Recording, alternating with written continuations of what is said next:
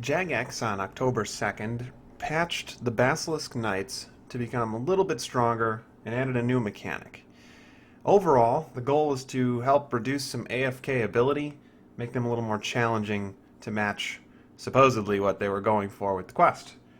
So I'm going to show you just what the changes were and what you can do to pretty much kill these.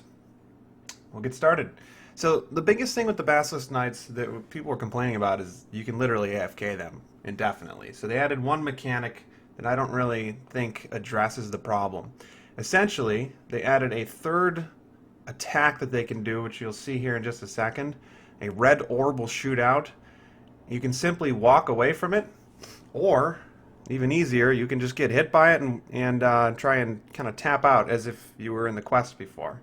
After messing around for probably like 15 minutes, I also was able to find out that you have another option. If you simply are AFKing, which was the point of the update, you can just stand there and let it kill you. Except it doesn't do any damage. So it just delays your attack, essentially. This was the biggest change to the update, and I think it really doesn't address what they were going for. But there was one other update that was put in. You can see their combat level is in the 200s now. They are slightly stronger, hitting from a max of like 16 to 20 now. So you won't be able to stay each trip as long, which is good. But for instance, if you're ranging and you're using the safe spots, nothing was done to address that. So essentially no change was made to the game.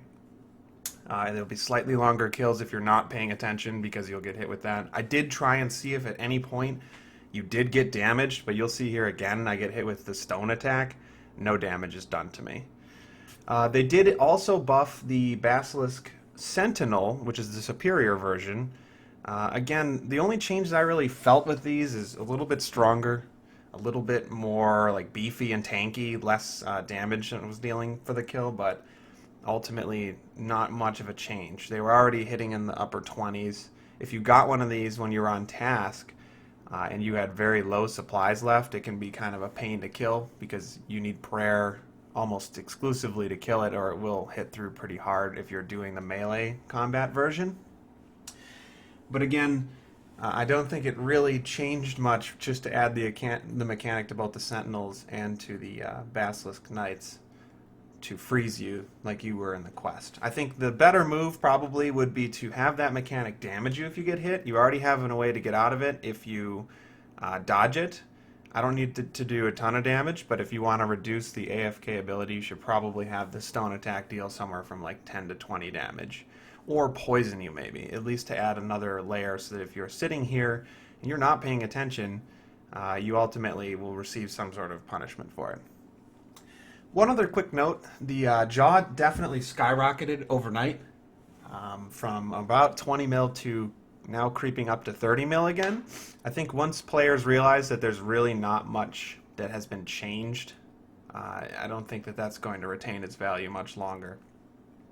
My guess is it'll probably return back down to 20 mil within a couple days, and eventually, if they don't make any future changes to these creatures, they are still easy enough to camp where for a best-in-slot melee helmet probably just isn't enough to make one small mechanic add in a little bit of additional combat stats. As far as I could tell, there didn't seem to be any major changes to the actual average drops. Still about the same amount of runes, and the Basilisk Sentinel also still drops the 3 items from the drop table as well. So, approximately on task, in terms of the drop rate, it's still not confirmed by Jagex what the drop rate of the jaw is, but I've killed over 2,700 of these, and I would say at least 2,600 were on task, and I still haven't gotten a jaw drop. The estimated amount based on some RuneLite data is somewhere around 1 in 800 on task and close to 1 in 4,000 off task.